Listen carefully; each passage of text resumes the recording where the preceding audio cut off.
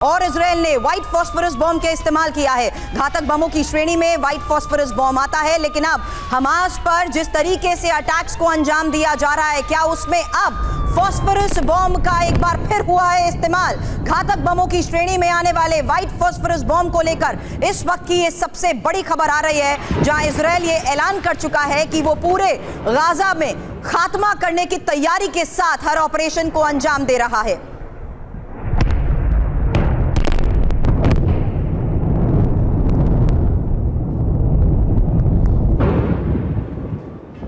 उसी phosphorus bomb से कैसे अटैक्स को अंजाम दिया जा रहा है, तस्वीर आपको दिखा रहे हैं। और इन तस्वीरों के माध्यम से आपको इंफॉर्मेशन वॉल पर इसी बारे में जानकारी आगे देंगे, क्योंकि हमास पर जिस तरीके से अलग अलग इलाकों में अटैक की तस्वीरें आप देख रहे हैं, उसमें गाजा में ही फॉस्फोरस बॉम्ब से जिस तरीके से अटैक हुआ उसकी तस्वीर आपने देखी। लेकिन इसी बॉम्ब से कई बच्चों की त्वचा जलने के केसेस भी अब सामने आ चुके हैं। यहां तक कि व्हाइट फॉस्फोरस बॉम्ब को आग लगाने वाले हथियारों की श्रेणी में ही रखा जाता है।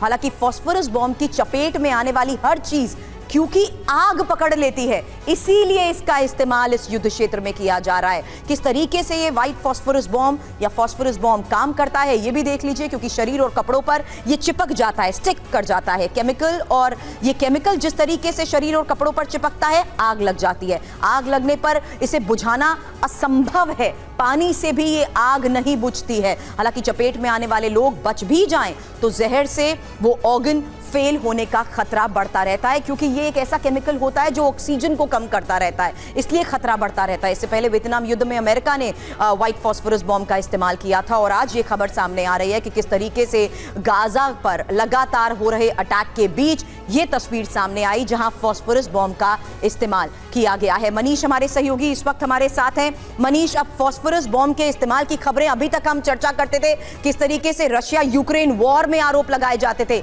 लेकिन यहां के हालात को देखते हुए एक बार फिर से इजराइल पर फॉस्फोरस बॉम्ब के इस्तेमाल करने के आरोप लगाए गए हैं, जो कि प्रतिबंधित है। देखिए सुरभि, अभी इजराइल के ऊर्जा मंत्री का एक बयान मैं देख रहा था, जहां पर वो कह रहे थे कि कोई मुझे नैतिकता का पाठ ना पढ़ाए। अब शनिवार को हमले के बाद जिस तरीके से इजराइल का रिएक्शन है, तो लगता तो यही है कि ठीक है, उनका भी एक्शन सही है, लेकिन आजकल एक नया ट्रेंड देखने को मिला है। युद्ध में जो प्रतिबंधित हथियार हैं, उनका सब खुले तौर पर इस्तेमाल कर रहा है। हमने देखा था कि रूस और यूक्रेन के युद्ध में किस तरह से क्लस्टर म्यूनिशंस को इस्तेमाल करने की इजाज़त खुद अमेरिका ने दी थी।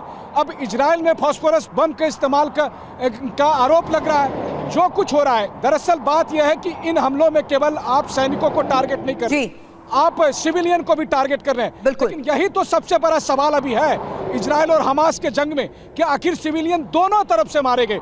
शनिवार को जो हुआ वो इंसानियत के लिए सबसे बड़ा शर्मनाक सही कह रहे हैं मनीषा। लेकिन उसके बाद जो हो रहा है उसके लिए इजराइल यही कह रहा है कि हम भी तो बदला लेंगे, और बदला लेने में फिर कौन सा नैतिकता, कौन सा एक्शन के बारे में पूछे।